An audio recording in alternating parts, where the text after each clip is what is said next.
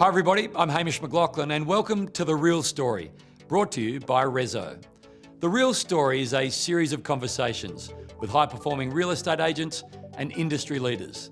The conversations have been had hoping to be inspirational, informative or entertaining, or maybe all three. I really hope you enjoy them.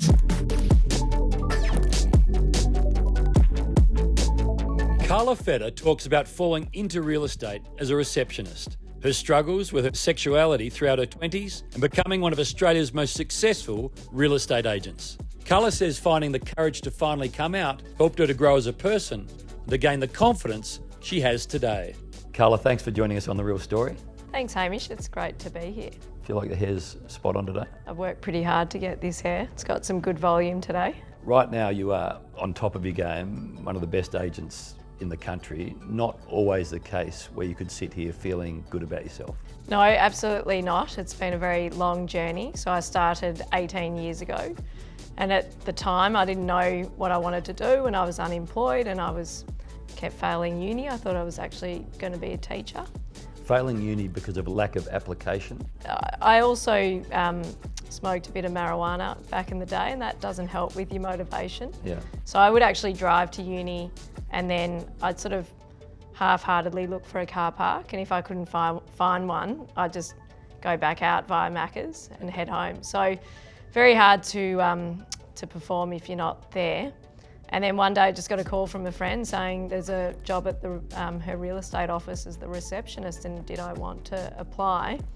And I didn't really want to, but I sort of needed money, so I said yes. From the receptionist to where you are now, did you fall in love with the industry or did that take time? When I was the receptionist, I wasn't really taking things very seriously, and it wasn't until I stepped up into a sales admin role working with two very successful younger agents that I realised that, hey, this is a pretty cool place to be. And between the receptionist to sort of 30 years of age, there were a lot of unhappy times, a lot of questions you were asking yourself, and then conversations you weren't prepared to have. As a 20-year-old, I realised that I was attracted to the same sex, and it was not something that sat very well with me, so I buried it. And really for the next decade, I struggled with my sexuality, and I struggled very privately. I didn't talk to anyone about it.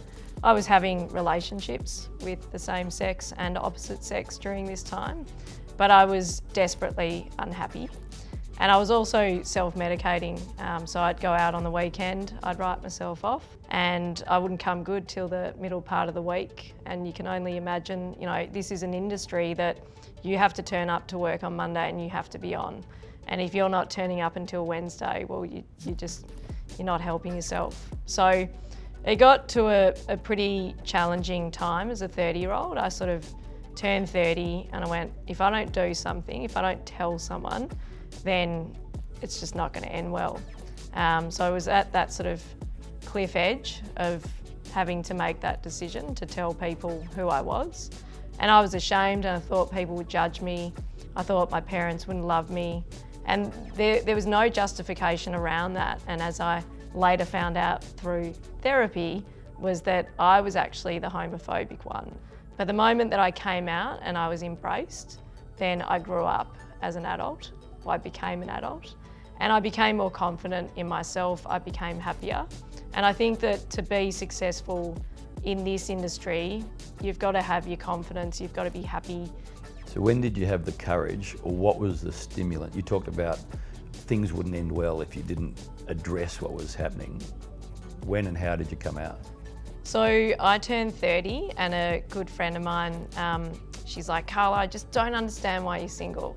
She's like, I've got this perfect guy for you, his name's Chris. So I went out with Chris, and I'm sitting across the table from him, and I'm just going, what the hell am I doing? Like, wasting my time. I'm not into you. And equally, I was sort of seeing this woman who had been out for a very long time, and she was saying, well, I don't want to be with someone who's in the closet. Like, that's not going to work for me. And I felt trapped because I just felt I couldn't even be with a woman because they didn't want to be with someone who wasn't out, and I couldn't be with a man because I wasn't attracted. So a lot of gay people that are in the closet, they do have suicidal thoughts because you think, well, what if I don't want to come out, I'm just going to have to end it. And it didn't get... End it being end your life? Yeah, end your life, because you think it's that bad that and there's were you thinking that? Yeah, I had suicidal thoughts, absolutely, because at that time, I just couldn't tell people. And therefore, if I couldn't tell people and then I couldn't live a happy life, I thought, well, what's the point? But after this date, after turning 30, and after having the thought about suicide, I went, hey, come on, Carla, like, seriously. You're not the first here. I'm not the first, definitely won't be the last. So the hardest person to tell was my mum. I don't know why. She was probably my central person in my life. And so I wrote her a letter. She was out one night. I dropped the letter over strategically, knowing that I didn't have to see her. And then I waited hours for her to get home and to ring me. And it was the most sort of nervous I've been to pick up that call, not knowing what she was going to say. What did she say? She said, I love you no matter what. And that's what everyone said. And everyone said, we don't care. So is that the learning from it all, to have the conversations that are uncomfortable?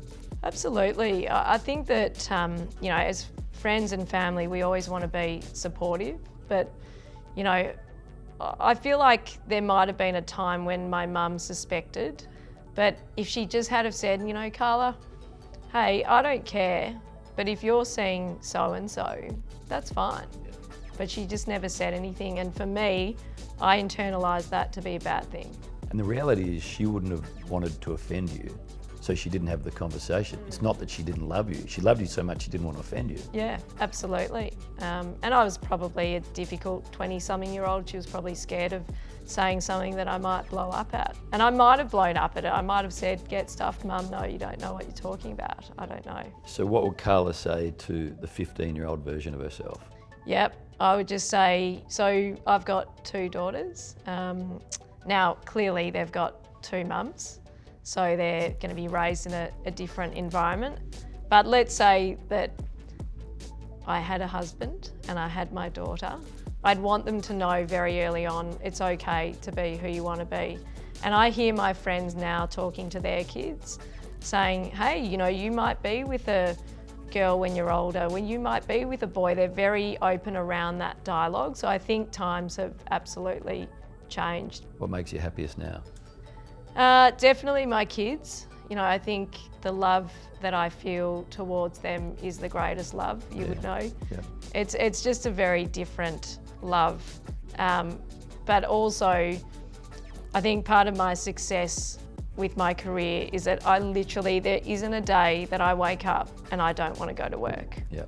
I love it. You're in a good spot. Very good spot. I hope it stays that way. Me too. Thanks for talking. Thank you. Thanks for watching today's episode. I really hope you enjoyed it. Massive thanks to RESO. Remember, RESO, real power. reso.com.au.